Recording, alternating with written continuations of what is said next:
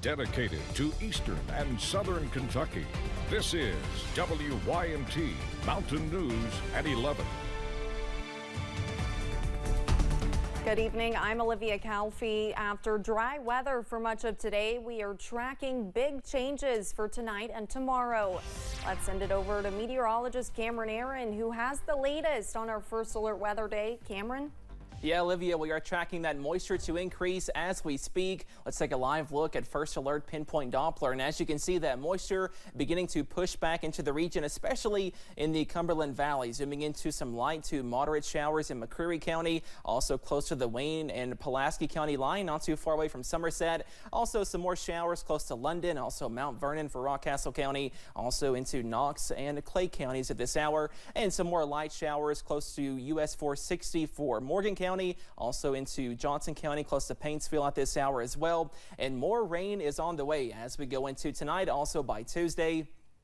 As we zoom out, you can see that strong area of low pressure producing some heavy snow in the Midwest, also some severe weather in the warm sector over the deep south. Now, the good news for us, no severe weather, but some heavier rain pockets are possible. But I do think the bigger story for our region, the strong gusty winds, possibly up to 40 or 50 miles per hour, and that could possibly be strong enough to cause a few power outages. So just keep that in mind as we go into tonight, also by Tuesday, and for the first half of your Wednesday, also tracking possibly a little bit of wintry mix by late Tuesday and early Wednesday as some cooler air begins to work in. But again, I do think the bigger threat for us, those gusty winds. We do have a wind advisory in place for most of us that does not include Lawrence County or Wayne County, West Virginia. But even there, some gusty winds are possible, possibly up to 40 or 50 miles per hour. And that advisory will last through 7 o'clock on Tuesday. So your forecast this evening, we are tracking some wet and windy weather. Temperatures in the upper 30s and lower 40s. And possibly winds up to 40 or 50 miles per hour. More wet weather on Tuesday, and then a little bit of a break by late Wednesday into Thursday, and another weather system is looming by Friday. Also for the weekend, timing out that busy forecast in just a few minutes. Olivia? Cameron, thank you. Some homeowners in Richmond are still repairing damage from storms that hit the area nearly 6 months ago. And with that potential for more storms this week that Cameron mentioned, they'll have to rely on temporary repairs to get them through. Grayson Passmore spoke to a homeowner who is finally seeing progress being made at home.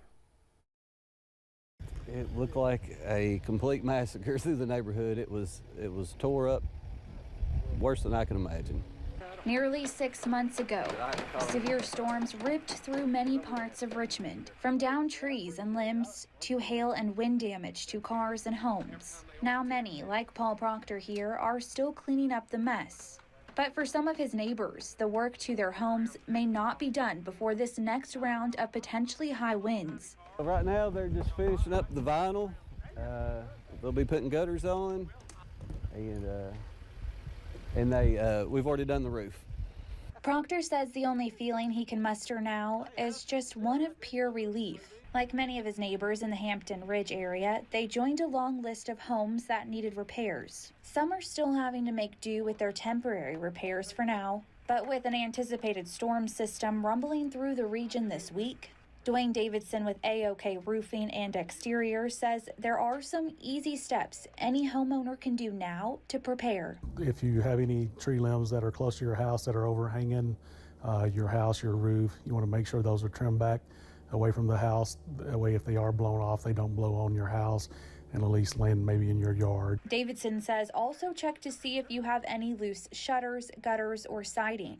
And if they are, you want to make sure those are secured now rather than finding out that they weren't later. It's been a long ordeal, but I'm glad to see it's finally getting done. In Richmond, Grayson Passmore, WKYT. And remember, you can get the forecast on your phone with the WYMT First Alert weather app. Police charged a Breathitt County man with murder and tampering with physical evidence. Fairleigh Napier was charged in connection to the disappearance of Joni Campbell. Kentucky State Police Trooper Matt Gayhart says the missing persons case led them to a property Napier was logging on. Troopers responded out there, located the burnt vehicle, matching the description of the one Miss Campbell had been operating. We also located human remains inside the vehicle as well. Gayhart says while evidence points towards Campbell being the victim, there is not positive identification yet. Napier is being lodged at the Kentucky River Regional Jail. State police in Whitley County are working to find out who killed a well-known man. Troopers say they found 73-year-old Charlie Oler dead inside his home. His daughter was the first to find him Saturday. Police say they are investigating his death as a homicide. Oler was well known in the Corbin area. He owns several properties off Cumberland Falls Highway. I responded to the scene. Upon entering the residence, I immediately knew we had more than a natural cause death. You know, anytime you don't know you're a perpetrator right off the bat, it makes it a little more difficult, but we do have leads we're following up on. Investigators have not yet released Oler's cause of death. A Manchester woman is facing murder and robbery charges. John Lee Couch was arrested for the murder of Rufus Smallwood Jr., also of Manchester. Kentucky State Police Post 11 detectives say Smallwood was reported missing Friday and his body was found on Saturday near Crawfish Road in Clay County. Police say Smallwood had visible injuries that suggested foul play. Couch is being held in the Clay County Detention Center. A Lexington man is in jail after police say he shot his ex-wife and her son. He was supposed to be in court this afternoon, but he refused to appear. Police tell us the shooting happened Sunday afternoon on Red Clover Lane.